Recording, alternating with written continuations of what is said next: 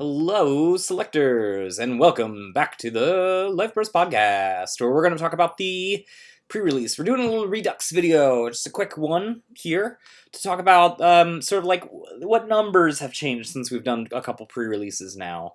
There are some things that have changed since that we did that whole big video on it, with the actual podcast. It turns out it's really hard to get like 12 level 3s because you only get a certain amount from packs, probably. Yes, you could get really, really, really lucky and get a level 3 in every single pack, plus a secret rare in every single pack and get a level 3, I guess, but probably not going to happen. So we've changed some numbers around, we've added some things, we've played through a lot of these sort of games now, and we've learned kind of what's more important in your pre-release packs, and let's jump right into it. So, here's the deal. Pre-release is going to be the same sort of thing that you normally get, except you will get 6 packs.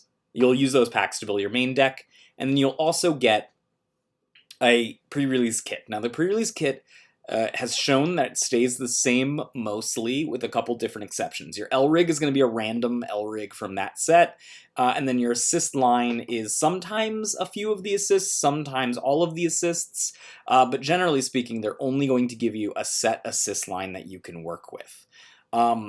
Then you're going to get 2 pieces. You're going to get Chime of the Blessed Key, and you're also going to get Burning Curiosity, which are good pieces, by the way. They're just genuinely good pieces in a pre-release, so kudos, this is a really good choice. What you're going to end up with here is there is a couple differences from normal play of Wixoss if you've never done a pre-release yet, which is that you are going to, clearly I've spelled some things wrong here. You're going to get a lot of basically fluff in your main deck, and you can't really put a normal 40 card deck together. So what the different deck construction rules that you can do are going to be that you can play any amount of colors that you'd like in your main deck. There's no color restrictions whatsoever, and you can use any amount of life bursts that you want. So not just 20 life bursts. You could have a whole deck of 30 life bursts, which is actually, if you can get a whole deck of 30 life bursts, you should do it. Probably good call. You still have to maintain some building rules. For example, 4 copies of a card max is all you can get. If you get extra guards, sorry, you got to keep your 4 copies. And then, like the costs still cost the same color. You can't pay any color to pay for costs.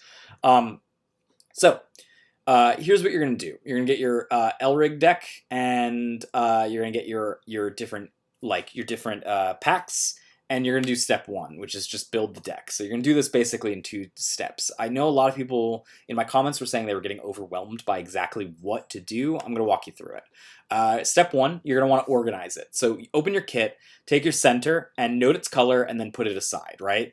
Then you're going to want to separate your pieces and assists out, and then just put them into a separate pile, put them aside. You're going to want to open your main packs, like all 6 of them now, and you're going to want to separate your cards that you've got in front of you into 4 different piles. The first pile needs to be all cards that are the same color as your center plus 4 guards. We'll talk about that in a second as to why that's its own pile. The next pile is going to be every single card that you open that has life burst in it. Then you're going to have a pile that is all the cards that don't have life bursts in it. And then you're going to have your L-Rig pile that we did earlier, which is the assists and the pieces, right? So inevitably they're going to look something like this, right? This is my pack, for example, that I got. I've got Gazuko. I've got my 3 guards over there, and then I've got the assist lines and the Burning Curiosity. Now, kind of terrible about my pack, I didn't get any really good upgrades to my assist lines, so those are the assists that I'm going to run basically throughout the whole thing. Moving right along into here, we're going to go into this step 2 of building. Now that we've organized it and we can see clearly what we want to do, we only need to do just a couple things that make our life a lot easier. The first one is we're going to upgrade our pieces or assist lines if possible. So like I said, I didn't get any upgrades to my assist lines, so I'm just going to be using what I've been given with. It's just totally acceptable. Normally, they're not great, but they're pretty okay choices to go with, right? if you have something that's an upgrade to one of them, maybe it opens more than one lane, right? Maybe it defends more than one damage, right? And these other ones are maybe they just cost cheaper and cheaper is better. You can go ahead and upgrade those. It's actually the easiest decision to upgrade your assist lines or your pieces because there's just so little that you're going to open up in packs that you can make those choices pretty quickly. Once you do that, the next step is to build the main deck, right? So you're going to take all the guards and up to 4 guards that you have, and all of the stuff that matches your center color, and you're basically just going to go ahead and start piling them into a sort of linear lines of level 1, 2, 3, and spell. Inevitably, you need to use all of those colors because on average, you will at most open up 12 of your color, and at worst, I've seen people open up even only 5 or 6 of their color, and you more or less need 8 in your deck to basically make ends meet with it. So you should just use all of the stuff you open. You could make an argument to not using all of them if you open up 12, of your center color or something. You might cut back down to 10, sure. But I think generally speaking, to make life easier, just use all of them.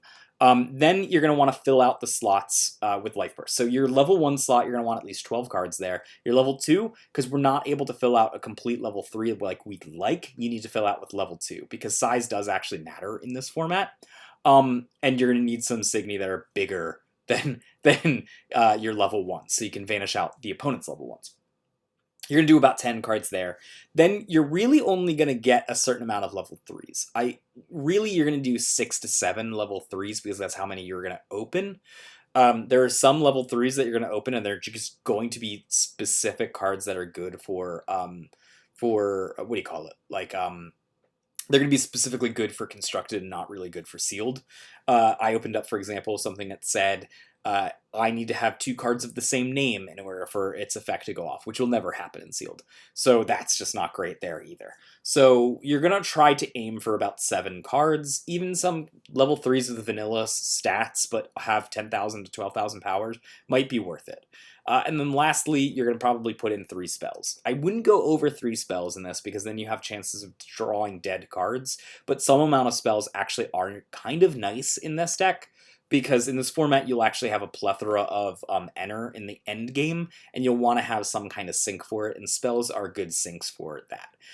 Once you do that and you start filling out those with your life bursts, right, you're going to end up in a scenario where you've got a couple cards, hopefully only 4 or 5 cards, that are missing from hitting all of these numbers that you'd like to hit, and then you're going to fill them out with different life bursts that you're going to open up, or the non-life bursts that you're going to open up. So, for example, you might have some life bursts, non-life burst cards that draw you some cards, maybe some non-life burst cards that mill the opponent out, or maybe non-life burst cards that can draw you some extra cards or open lanes. These are good cards, and generally speaking, you'll use them. I don't necessarily know if it's better to use them over life burst cards. I think life burst cards are probably just generally better, so that way every time the opponent hits you, you hit with a life burst back. But there are some cards that are just so overwhelmingly good you might want to take out a life burst to have them. I would try, if possible, to have something like 18 to 20 life bursts minimum for your deck. Inevitably, this will be something what your deck kind of looks out here. This is not what my deck looked like. This is just a smattering of cards I threw together just to make it clear as to what these things should look like. You can see my level 1 line there at the top, my level 2 line, my 3 spells that are in there, plus my level 3 line at the bottom, trying to hit these numbers roundabout there in order to do that. Once you have that, you just shuffle those cards up together and start playing. So it can be actually a pretty overwhelming thing, but once you have the idea of how to organize your cards and like what rules you kind of want to guideline hit yourself with, you'll be able to make this pretty easily. I've got some tips from the last couple times that we've run pre-releases here, which is just some building tips and some playing tips. The building tips is I value cards that draw cards, I value cards that mill, I value cards that have evasion in them even if they're expensive, and I value cards that open lanes even if it's expensive. Drawing cards is actually pretty important in this format because, yes, you're probably going to refresh, but really almost everyone refreshes. You're also going to, at best, be killing your opponent's Signy so that way they have to draw extra cards, and there's going to be a scenario where some decks just don't have enough ways to refill their hands and are going to lose the game because they just have terrible options to put out of the field, or they can't even field a full 3 lanes. They can only field out like 2 lanes. In which case, the draw helps you get over that and also gives you choices as to the more powerful options to use. So I would be looking to draw some extra cards. Mill is just straight up damage here. There's chances that you can mill your opponent out twice sometimes. There's evasion. Those are all just really good ways to deal damage outside of opening lanes and then opening lanes.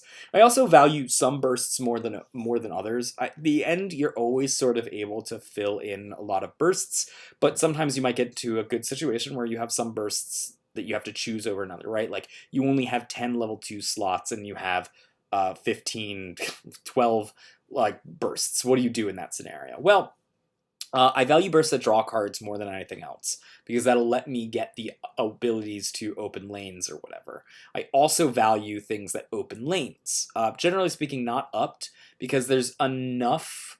I think playing slower in this format is correct. I want to be hopefully opening 1 lane and then attacking with my Elrig every turn. Like, I want to pace it out a little bit like that. People who rush, I find generally that their abilities will crumple quickly enough, so I don't actually like vanishing up to all that much in this format as well. And then the other thing that I like is discarding the opponents. So even things that don't really affect the board and just discard the opponent are pretty good here. I actually dislike anything that enter charges in this, even though it matters to have your center Elrig colors. I think you will get there eventually, and once you get past that, there's going to be a point where you have so much enter and so little enter sinks that you want to do that. And you might even build some enter sinks, isn't in the tips, but you build some enter sinks into your deck, right? Something that has 3 enter in order to open up a lane normally is really bad, but in this format is actually pretty good. Playing, I want to vanish everything and draw cards. The idea is that like enter starving really doesn't matter in this format. And running out of cards is a death sentence. So I want to vanish everything on my opponent's field, because then they'll have to draw more cards than me, and if they can't, they'll lose the game. Starving or enter burning only center colors is a good move. There is a little bit of play in this format for starving or enter burning, right? Maybe you got an Elrig that bounces something to the bottom of, or bounces something to the hand. I would specifically be going out of my way to get rid of their center colors. There is a fair amount of not being able to grow your center. So if you can do that like 2 or 3 turns, get them to not be able to fully grow, it could be advantageous to you. But it's just a minor thing. I would be mostly focusing on drawing cards if I can help it. I would go defensive over offensive. I don't think the things are in place for you to just play just full-on aggro decks. Most decks are aggressive mid-range at best, so I think the games are pretty long. I think defensive allows you to swing your Elrig a few more times and hit more life bursts a few more times, and that stuff will inevitably add up and let you win those games.